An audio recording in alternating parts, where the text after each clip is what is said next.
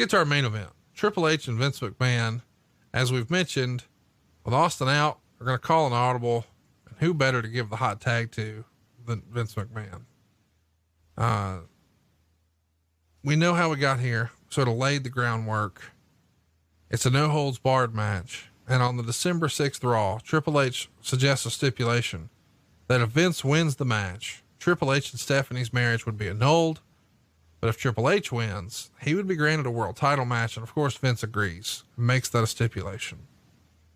These guys, unbelievably, get 29 minutes and 45 seconds. They hammer it in conversation that Vince McMahon is 53.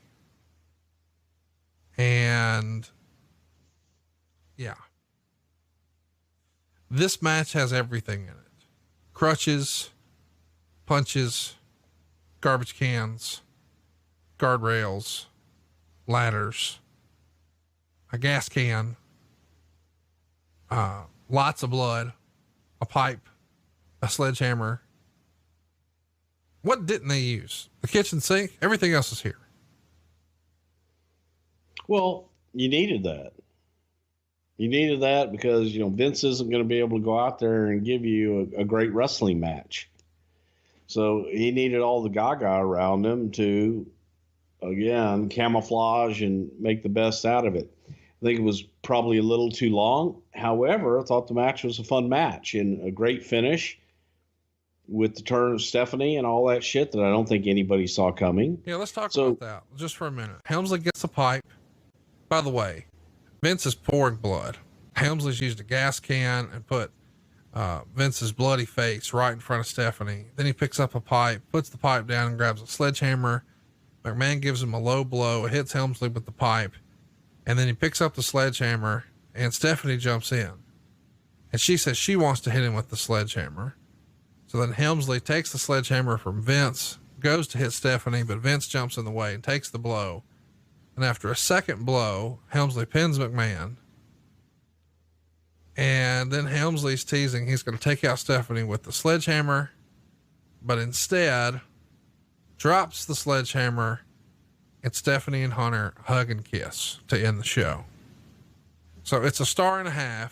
And Meltzer says, even with the great angle, if Hogan was in the same match, people would be giving it negative stars.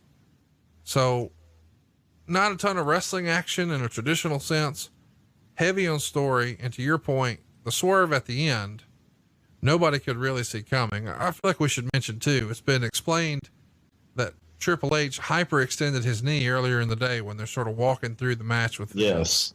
So he's out here hobbling around, doing his best to carry a guy who's, while he knows a lot about wrestling, has not actually wrestled a lot.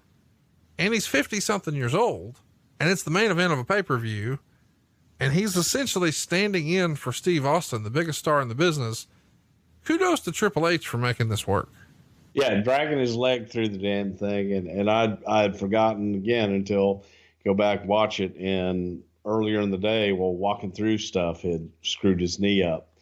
So it was, you add that to it and you go even more remarkable as you go back and watch it.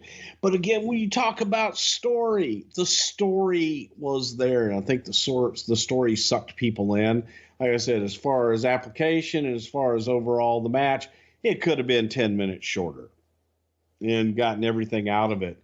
But at the same time, it had emotion. It had everything that you wanted in a story and a big finish at the end that left people going, what the fuck did I just see? And to that end, it worked. And I enjoyed the hell out of it.